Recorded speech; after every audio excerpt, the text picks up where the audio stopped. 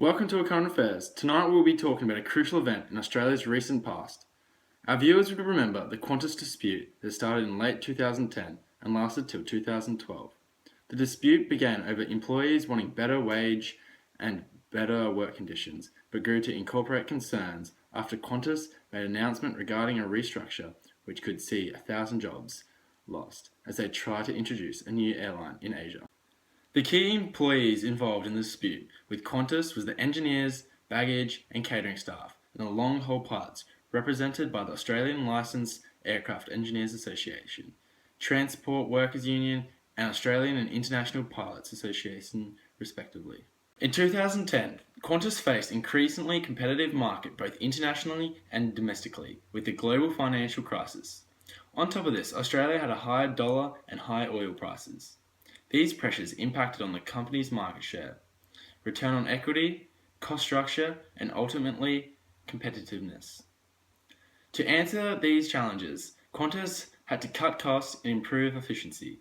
The strategy included restructuring the workforce and cutting 2,800 full-time jobs, which would save $300 million per annum. The unions and employees were concerned about wages and job security. Furthermore, with the proposed restructure, they were worried that the increased use of contractors and international pilots who got paid lower and didn't have the same qualifications or experience would lead to a decline in the quality of Qantas and its reputation. In turn, they believed it would lead to safety issues and long-term downward pressure on employee wages in Australia. Outside the immediate stakeholders in the dispute, there were significant and broad issues that arose. The first issue was the 68,000 Qantas passengers stranded as a decision from Qantas to cancel 447 flights worldwide. How was this dealt with?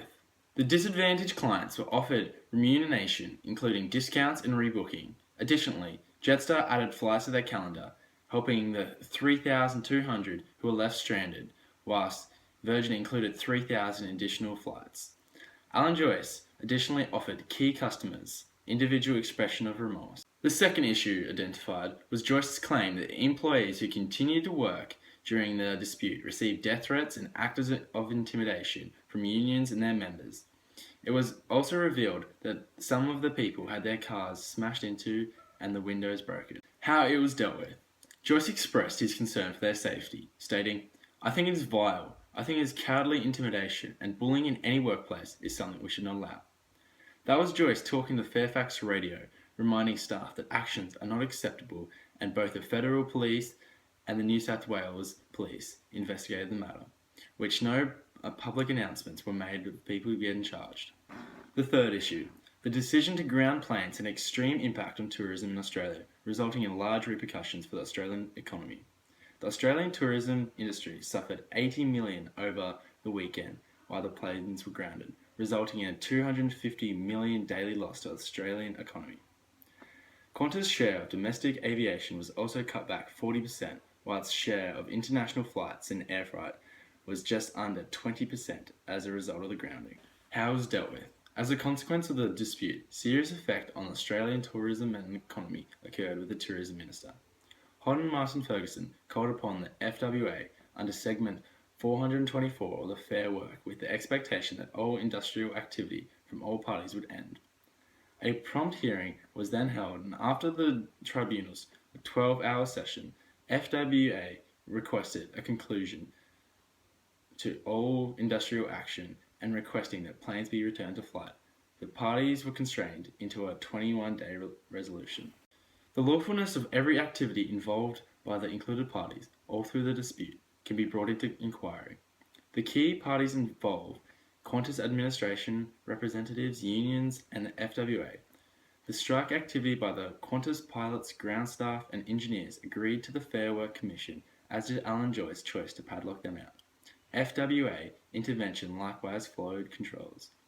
But the dangers, vandalism, and tormenting from unions towards Qantas administrations and non-strike labourers is in rupture of the Reasonable Act 2009 789 FA 789 FI, and in this manner such activities were unlawful. Because of the hindrance brought on, consumer loyalty was affected with the loss of customers and a reduction of the international flights.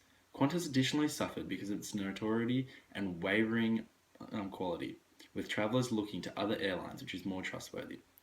The choice to ground all flights cost Qantas around $20 million every day, and on the off chance it permitted to proceed for 1 month, Qantas's whole 2011 profit base of $552 million would have been lost.